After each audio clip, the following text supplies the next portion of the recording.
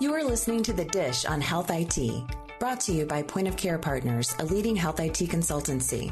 Each episode will feature a rotating panel of senior consultants and guests who will talk about trends and innovations in health IT, while also highlighting how organizations can leverage these advances to solve their business problems. This episode of The Dish on Health IT features guest Kyle Kaiser, CEO of Arrive Health. He joins Point of Care Partners hosts and health IT leaders Pooja Babra and Jocelyn Keegan to discuss price transparency and real-time benefit check. This episode will also focus on user-centric design, optimizing adoption, and related policy and standards. We hope you find today's episode informative and helpful. If you have topic ideas you'd like us to cover in future episodes, be sure to share them with us by emailing us at podcast@pocp.com or tweeting us at POCPHIT. Hello, everyone, and welcome to The Dish on Health IT, where we invite health IT leaders and trailblazers to break down and discuss some of health IT's biggest news and most exciting milestones. We at Point of Care Partners are health IT consultants who work with stakeholders across the healthcare ecosystem and are viewed as an independent, trusted party like Switzerland. I'm Pooja Babra, practice lead for pharmacy and PBM here at POCP, and I'm your host today. My colleague and co-host, Jocelyn Keegan, and I are so excited to welcome our guest, Kyle Kaiser, CEO of Arrive Health. And I have to say, I'm so excited to have Kyle here. As we were prepping for this session, I realized I think I've known Kyle and team for almost 6 years now, and I've watched the company grow and transform. So I'm thrilled that we have Kyle as our guest today. So we're going to be discussing price transparency more broadly, and then focus a little more on real-time benefit check. We're going to talk about the benefit of tools that allow for more visibility for providers and patients into coverage and price, and the key considerations when designing and rolling out new tools to optimize adoption and consistent use. And of course, as always, we're going to touch on the role of policy and standards as well. But before we jump into our discussion, I'd like to have Jocelyn briefly introduce herself and tell us what she's excited about today's podcast. Joss? Awesome. So happy to be here. Jocelyn Keegan. I'm our payer practice lead. I focus my work on a day-to-day basis, really in that domain between payers and providers. Super excited to have Kyle here from Arrive. Pooja said we've been following the team for a number of years and excited to hear about the work that they've been moving us towards more transparency, more automation. I think it's some of our most complex workflows and for really patients that need to get access to their care the most. I spend my days doing strategy and consulting work within this domain, primarily on the medical side these days. So excited to sort of pop back in to this world that sits in between pharmacy and medical and hear about the progress that Arrive is making. Great. Thanks, Joss. Now let's greet our guest, Kyle. Kyle, can you tell us a little bit about yourself? Sure. Yeah. Well, it's great to see familiar faces and be on the show. So Kyle Kaiser, CEO of Arrive Health, part of the original team. I'm in year 9 on this journey. Background's been early employee at a couple of digital health startups, mostly payer oriented in value. And then before that, worked in the employee benefits world. So, worked as a wholesaler for payers, calling on brokers, understanding employers' problems, those sort of things. But that's, more than 9 years ago now. So it's hard to remember anything but real-time benefit at this point. Great. So I'd like our listeners to understand a little bit more about Arrive Health. So can you talk a little bit about your mission and focus and who your customers and partners are? Yeah, absolutely. So it all starts with the patient and provider relationship. So that's inspired by one of our co-founders, who's a guy named Dr. Kevin O'Brien. He's in Denver, still practicing. This was all inspired because Kevin's mom came to him and said, I've got this out-of-pocket spend that I'm struggling with. Like any son with the skill set to do something about that. He looked at her meds and found opportunities for her to save, reduced her spend by half. That inspired him to start doing that within his clinics. So, V1, RX Review at the time, pre-Arrive Health, was just Kevin's aggregation of his own ways to help people save on their medication that he was doing in his clinic, not because he was getting paid more, not because he was, in any value-based agreement or was incentivized to do so. It was just he started to observe that if you write prescriptions that you intend for people to take, they should probably be able to afford them. And so that was the genesis of where we've come from. That lives on today in a bunch of interesting ways, but the one that's probably most visible is this mantra we have called Lucy Up. And so that's because Kevin's mom's name was Lucy. And so we use this all the time with each other as a team and even sometimes publicly. It's like that's That's how we lift our eyes to the mission. Everybody's got a Lucy. Everybody has somebody in their life, or they were that person in their life that, had an experience with the system that didn't make sense, or they couldn't understand, or they couldn't advocate it, they couldn't afford. And so that's why we all show up every day and think that the most leveraged opportunity in the value chain is the patient and provider relationship. If you look at all of the distinguished effort and sometimes graveyard of digital health solutions, they all struggle to know how to engage with patients. They struggle to get access to data. They struggle to understand the context of the intervention. And a lot of those things resolve when you empower a patient and provider in real time with the right information. So that's what we spent the life of the company trying to do, and what we'll continue to do into the future. Great. So it sounds like, you mentioned you'd been with the company for almost 9 years. It sounds like kind of the vision and the mission really haven't changed in all those years since you've been there. The focus has been consistent. The how and the capabilities and the customer base has moved and shifted, but the vision has remained the same, which is ultimately we can improve the value of healthcare by connecting patient and provider with the right information at the right time to drive the right decision. Great. All right. So let's shift to the topic of the day, one of my favorites, price transparency. So there's been more policies related to price transparency in recent years, which has really spurred a lot of progress, right? And, especially some more visibility on the challenges, right, that patients face, like you mentioned, around affordability. And, really trying to understand how industry can help smooth out some of those pain points. So I'd like to start with just kind of your thoughts around, where we are currently in making price more transparent, what's positive and what are some opportunities for improvement that you think we should be focused on kind of in the short term for our industry? Sure. It seems like benefit check's been a bright spot, truly. Like, it's something that's scaled. It's something that seems useful. It's something that providers want. It's something that patients benefit from. There's a good, strong value proposition for the risk-bearing entity and those that represent them in the case of PBMs. And so, to me, real-time benefit has absolutely been a success story. And so, we're proud of that and happy to see that continue and start to shift directly to consumers, which is super important in our view.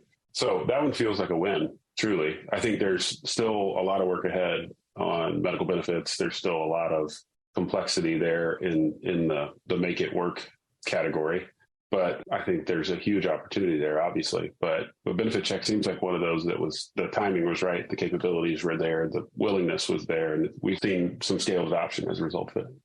Yeah, that's great. So Joss, I'd love to get your opinion on this. I know with DaVinci and, we talk all the time, right, about the things on the medical benefit and especially, specialty medications. But, we also talk about prior authorization, right, as part of this whole umbrella, as well as I know DaVinci also has a price cost transparency. So kind of throwing a lot of different things, but would love to. I think it's a great segue. And I think Kyle, I'm dancing as fast as I can over here, but it's funny, right? Because I think we're really impatient because we think RTBC has taken so long. But when you take that step back and actually look at it, like, it's doing good work, right? You guys are doing good work to create that transparency for providers and also increasingly for patients. And that is game changing. And I think if we think about sort of when we started prior auth over on the DaVinci side, I used RTBC as an analogy a lot to explain to people what we needed to get to, and that price had to be part of the puzzle. But the conditions weren't there yet, right? For people to have the appetite to tackle price on the medical side. And we've had a little bit of I'm going to use the word gift in a pejorative sense from our friends in Congress, actually pass some legislation to deal with, surprises for patients, right? The cost that people get unexpectedly. And I love the Lucy app, right? Because we all have a price story. We all have a place where we got a bill we didn't expect, or that something cost, or we couldn't find out how much something cost. And your point, Kyle, I think is so important around, intrinsically getting the information in front of the payer and the patient at the right time so that people can make decisions about their care that they can afford, right? That is part of the world that they're going to be able to operate in is so incredibly important. So with DaVinci, there's about 4 guides. If we string them together, they get to comparable workflows that you would get from real-time benefit check today, just because of sort of the separation of activities that happen over on the medical side compared to a dispense event, right? From a pharmacy perspective.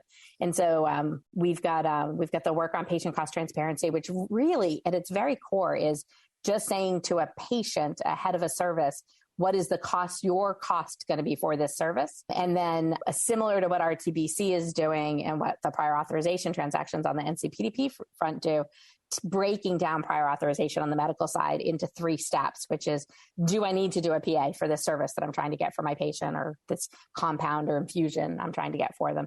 If I need to do it, tell me what the medical necessity rules are. Actually expose the actual documentation requirements that are needed, so that we can start to surface that in workflow for a patient and a provider to be able to see, or the patient team to be able to review in advance of being with a patient. And then if and when I need to do it, how do I automate that? How do I actually make that prior authorization automated?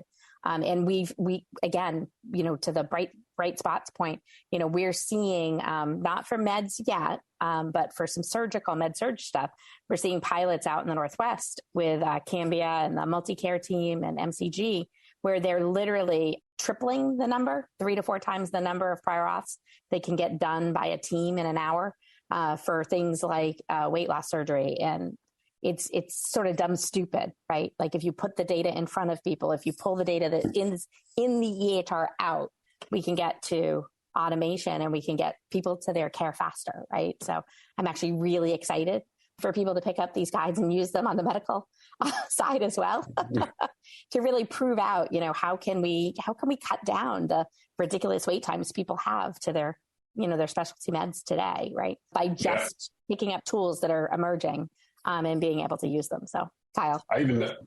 That's always the double-edged sword with even standards and those things too, because we've had some success with real-time benefit, but there's so much opportunity to make it better and to improve the content, improve engagement, improve the analytics, improve the price itself, improve the speed of the system. And so, we want to keep digging on those things, and we're learning so much and now have this scaled amount of data to where we can pretty precisely understand these things. That I guess the point is never stop it.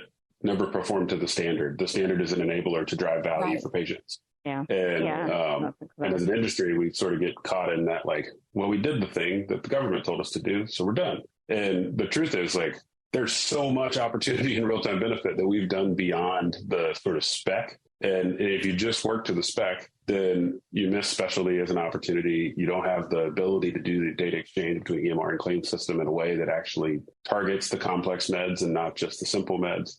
And so, I don't know, I guess the overarching point is that this is a good tailwind for the industry, but from our perspective, it's this relentless focus on how do we improve something for a actual patient and enable their provider to do so is always got to be the focus, and can never waver from that, because ultimately that's what's going to make us continue to build better products over time. Yeah. And we always say standards like the base, right? I mean, you've got the standard, it allows you to exchange the data, but what can you build on top of that? So I do want you, Kyle, to talk a little bit about how you guys approach that, right? Like how you design your tools, how you roll out these types of solutions. Because we always say, right, we're these recovering product managers. So we kind of know it's not easy, right, to get these tools out in the market, but also get providers using it. So I'd love to have you dive in a little bit on those topics. Yeah, well, so at a, maybe an esoteric level, we were incubated within UC Health in Colorado. We come from a provider DNA, founded by a provider, come from a provider DNA. We were sort of brought out of our infancy through a partnership with UC Health. And then have sought providers as investors. So Providence, UPMC, UC Health, Freighter, Presbyterian New Mexico, and several others. We've pursued that specifically because then they become the living laboratory with whom we could develop product.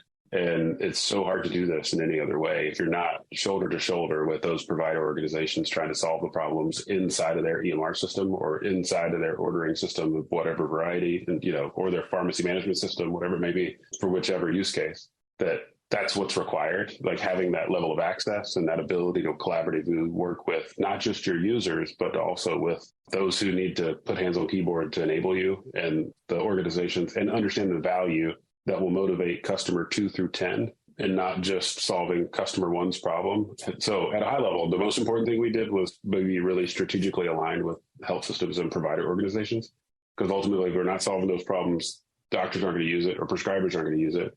If we don't understand the value prop really well of that health system, they're not likely to adopt it. And even in the cases where we have direct EMR relationships, those were initially compelled because we were working with the customers of that EMR. Mm-hmm. And so it really came down to that at the outset. What that enables has been, in the early days, we would literally go over and observe utilization at UC Health, drive back down to downtown Denver, which is where we're based, and put hands on keyboard that afternoon to make changes to the product. I mean, it was that tight of a collaboration loop, and some great guidance from Rich Zane, who's on our board and Chief Innovation Officer at UC Health, of just, at the end of the day, the standard was it has to be easier, not harder. Prescribers like that. It was just that simple.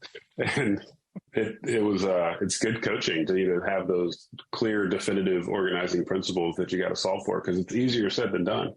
Especially when you don't control the UI, you don't control the systems, you don't even control, in a lot of ways, you don't control the content because you're dependent on PBMs to deliver it. Yeah. So we often describe ourselves as not too different than an ad exchange network. Like if you think about ad exchange networks, have platforms on one end, and usually like, social media sites or Google, and then supply side inventory, and you're matching those two things. And the BenefitCheck's not a lot different than that, right? There's supply side inventory connectivity, and then there's demand side utilization of prescribers. I don't mean to equate it to that level, but it is, at a technical level, it's more or less the same. The shoulder to shoulder provider partnerships have been, you can't overemphasize how important those have been to us. I love that. Joss, anything you want to add here? Well, as we know, I'm a self-proclaimed UCD junkie. I mean, if you're not listening to the end user, what are you building and why are you building it, right? We do a really good job of building things that don't have end users in mind in healthcare. And I love, Kyle, you said in a different way what I say all the time, right? Whatever you build, it has to be as good as, if not better. If it's not better, then why am I changing? I may have put together a very manual, hacked together process, but if it works and I can trust it, I'm going to keep doing it until you give me something better to do, right? And I think that that's incredibly important. We know that providers on a daily basis are trying to push boulders uphill, right? Like they're just not solving the business problem that they have, which is at a given point in time, I have a patient in front of me and I need to work with that patient to figure out what their care plan is going to be and how they're going to sort of get through whatever this episode of care is. And if I don't have all the information, if I don't have that transparency, then I can't give them the advice.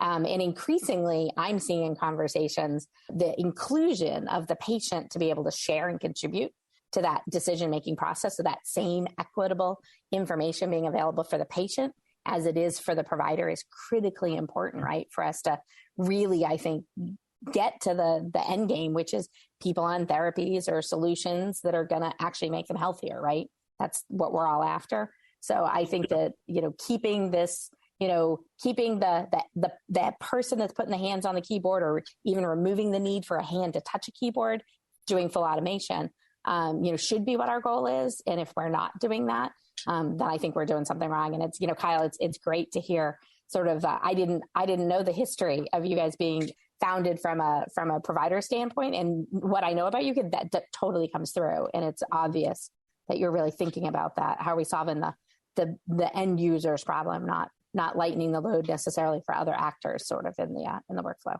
Yeah, I couldn't agree more on the patient. That's absolutely where we're headed. Yeah. We made an acquisition at the end of last year or beginning of this year of a technology from UPMC that's automated patient outreach and enables the care team to do automated patient outreach to the patient.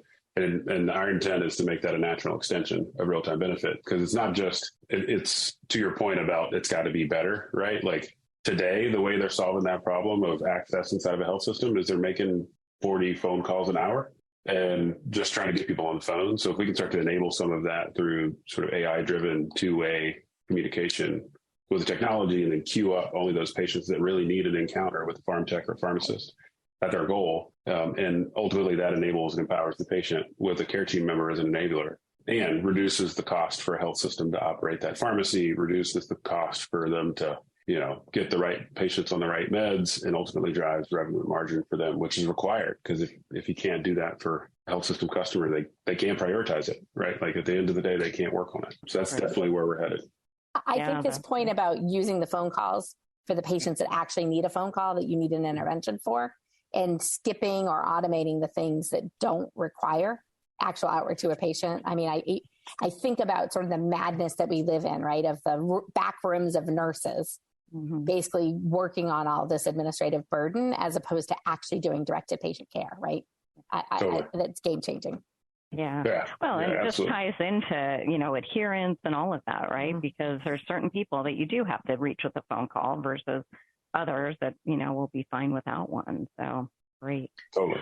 So I'm going to shift gears a little bit, and I want to talk about adoption. So we touched on this a little bit about, every time you introduce a new tool, right, it requires a change in workflow. And so to Jocelyn's point, Kyle, to your point, right, if you have to make it simple, you also have to make it better and easier than the original way of doing it. And we've seen, I think, too many times where, we say, okay, we're going to build it, they'll come.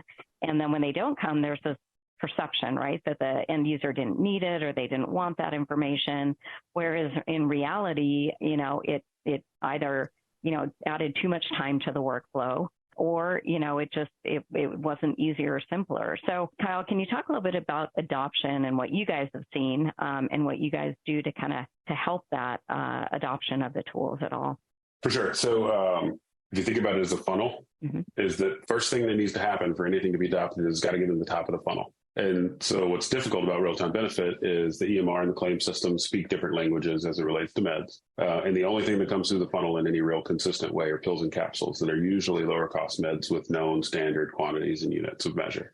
And so as you step even a half a step out of that into things that really matter from a patient out-of-pocket cost perspective, self-injectables, creams, inhalers, all those things, then the tool fails in its standard form. So our competitors' tools who haven't gone the level of, doing all of the extra work to make real-time benefit work 99.9% of the time. The reason that doesn't work is because of it. You have to build a tool that has clinical intelligence into it. We've built it in a way that it's, we describe it as intelligent interchange because it's a learning model, because it's the problem's different in every place you walk into. And because it's, how they set up their drug compendia or, whatever collection of problems that exist in all of the ways that those things were set up. So first things first is you fill the funnel with opportunities successfully. And so I can't emphasize that enough, because if you only fill the funnel with low cost medications, you're only going to impact low cost medications. So we've done a lot to make sure that we're generating a 99% success rate inside of our tool right now, which is with all of those complicated things. And it is like decidedly unsexy. It's just doing the grinding hard work to make sure that works every time. And our clinical team is exceptional at it. And and we've built some great automation into the tool that allows it to happen in a scaled way. But I really one day want to be able to answer that question with some reference to LLM, but I can't today. It's just, this is just laying the plumbing to make this thing work. But right. So step one is around just that, right? Successful transactions at the top of the funnel. Step two is around alternatives, is that, because we come from this provider-oriented model, because we've had this mandate of it's got to be easier, not harder, and something that providers trust. It's got to work every time. There are little things about the alternatives that are, we don't often control the alternatives that come back. Right. When that's true, we need to make sure that we're some level of check and audit system, that we're only putting things forward that are relevant alternatives that are in clinical context with what we understand with our users. So we spend a lot of time on that, because the minute you send something that's a 90-day alternative for an antibiotic or an opioid, a provider's going to go, this thing's broken, I'm never paying attention to it again.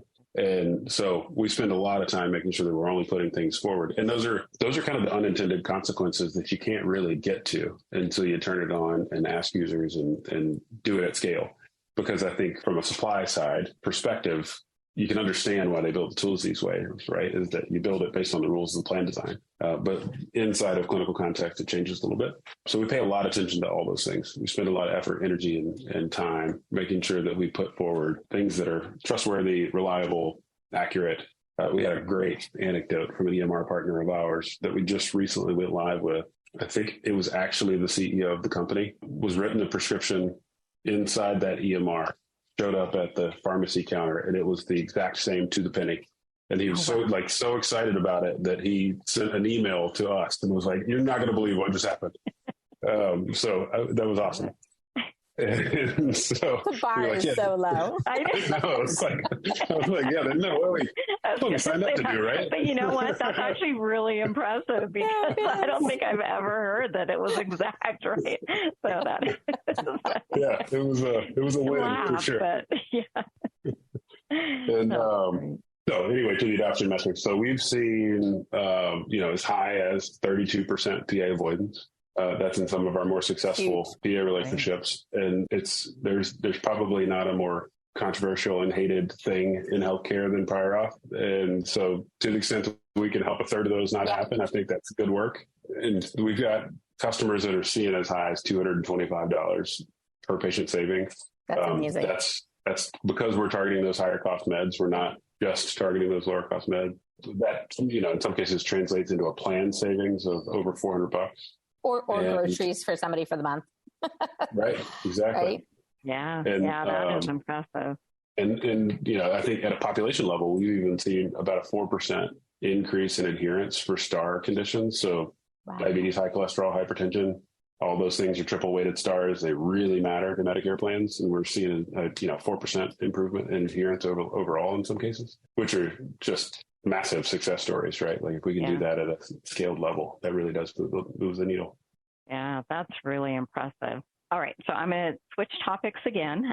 We have to touch on policy and regulation in this podcast. So my next question is going to be around kind of standards and what's going on there. So I think we chatted a little bit about this in the prep that, recently the Office of National Coordinator put out a proposed rule for certification. And within that rule, there was this RFI, right, asking about real-time benefit check and certification requirements. And, last week we were at the NCPDP annual meeting and there was a session on real-time benefit check. And one of the questions that came up is, it's very hard because like you said, the CEO of this EHR, he actually wrote a prescription, but then every EHR is a little bit different, right, in how they actually implement it.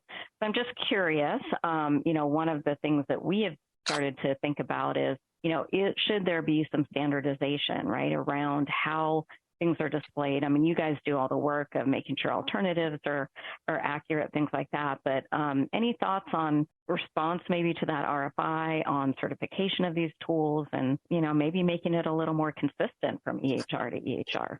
Can I go in a slightly different direction? Yeah, absolutely. Because even upstream of that, there's still going to be a problem. Like if we standardize UI, if we standardize data exchange, if we created consistency on that end, there's still one massive problem. Mm-hmm. And it's the liquid access to eligibility. Is that in order to successfully perform a real-time benefit, you got to first be able to identify who the patient is and what health plan they're associated with. And right now, we see about 40% of the time in EMRs, it is either completely unavailable or wrong. And there's a bunch of reasons for that, and probably many reasons I'm not going to comment on publicly. But that's the biggest opportunity, is that there's a huge opportunity to intervene in that 40%. Even in that 60%, there's probably a more accurate way to deliver that. And so I think eligibility is the first and most important problem to solve, is that we have much more liquid access to that across the industry from as many places as it is available or possible to be available from, because I think that could make a huge difference in the adoption and the success of real-time benefit and enable the consumer-facing opportunity in a big way. Because I think if we shift too quickly to UI and data exchange, which are good and well-meaning targets, because I think what we're trying to accomplish in both of those cases is how do you improve adoption and increase value, and good and noble and important. But I think the first problem we got to solve is eligibility, because that's the biggest thing to increase value. Yeah. Pooja, I want to dive in here because I think this is a really important point. And I think, especially where Arrive is living, right, which is really in between where all these carve outs happen.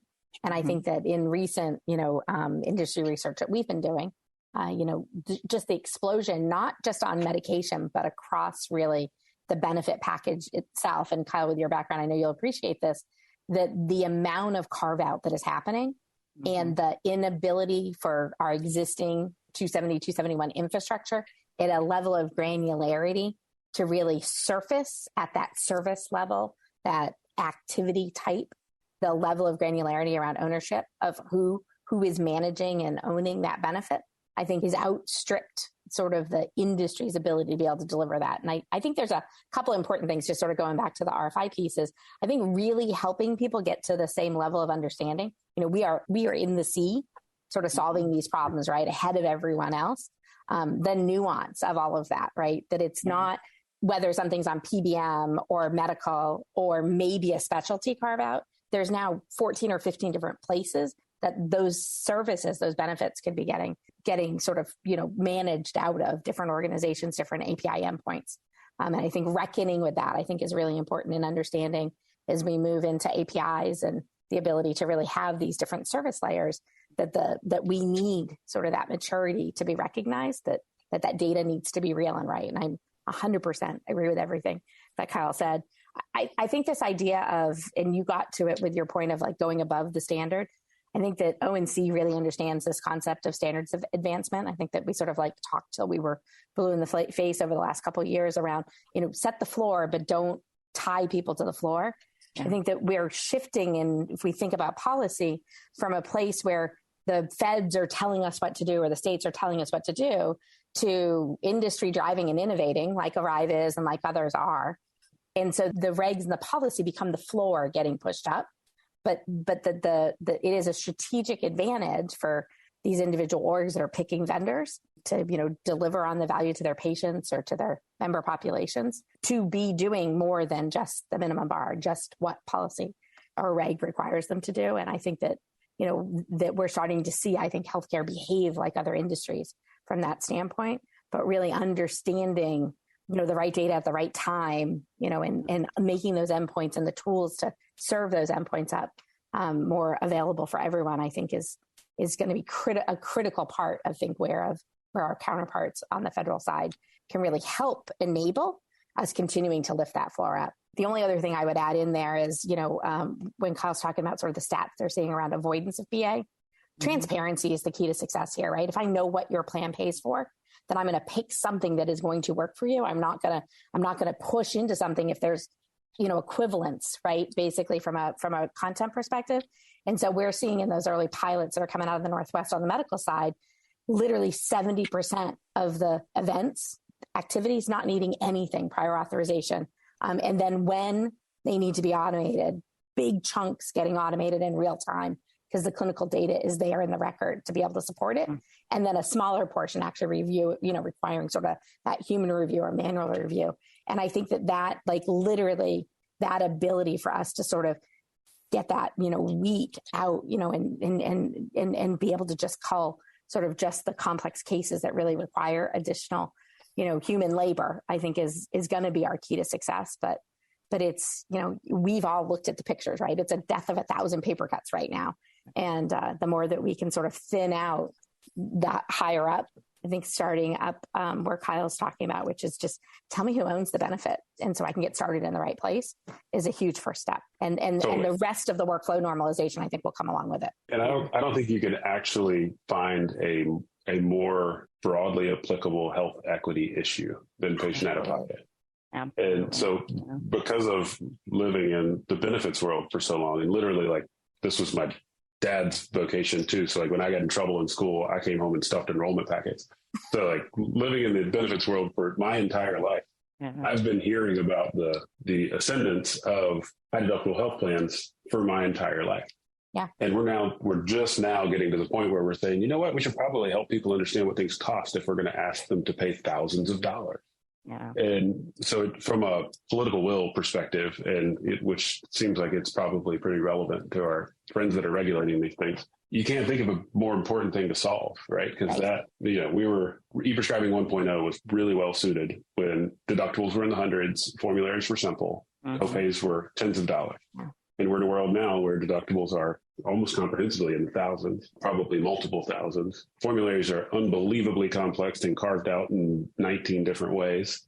And that, patient out of pockets in the thousands of dollars in some cases, and even into the millions of dollars for some of these new therapies. And so the capabilities to support those patients have to keep up because we've been lagging a decade behind, shifting the cost onto the shoulder of patients. Yeah, I love to hear you guys both, though, because to hear, right, how Arrive is, you're avoiding those PAs, right? And then Josh bringing in your side of the, with the health plan and the providers. I mean, that's the end to end. That's the whole picture, right? You want to be able to avoid those PAs, you want to have that transparent, the information, and you want to be able to automate it, right? If something does have to be done. So you guys give me some hope. We've been talking about this for a long time, but we're starting to see pockets of improvement. Yeah, the tools are there. It's real, right? Yeah. You really can solve these problems. You can bend those curves, and you can literally save people time, right? And get them what they need for service. Yeah, absolutely. Well, I feel like we could keep talking all day. Kyle, this has been so fun to catch up, and like we said, I mean, we've been kind of following what you guys are doing, but it was great. Thank you, Jocelyn, my co-host and partner in crime. And really, Kyle, we're just really excited to have you and be able to share with our listeners, what you guys are doing. And so thanks to our listeners for tuning in to another episode of The Dish on Health IT. Just a friendly reminder to our listeners that you can find us on Apple Podcasts, Spotify, or whatever platform you use to pick up your podcast. We're also on Healthcare Now Radio and the podcast channel as well. And one last thing, we post longer versions of the podcast in the video format on our POCP YouTube channel, which is also on our website. So thank you all for joining us. And especially as we move into summer, remember that Health IT is a dish best served hot. So thank you for joining us. Is it a challenge to stay on top of interoperability regulations and the flurry of activity with FHIR accelerators? Email us at interopoutlook@pocp.com to learn more about our new Interoperability Outlook subscription monitoring service.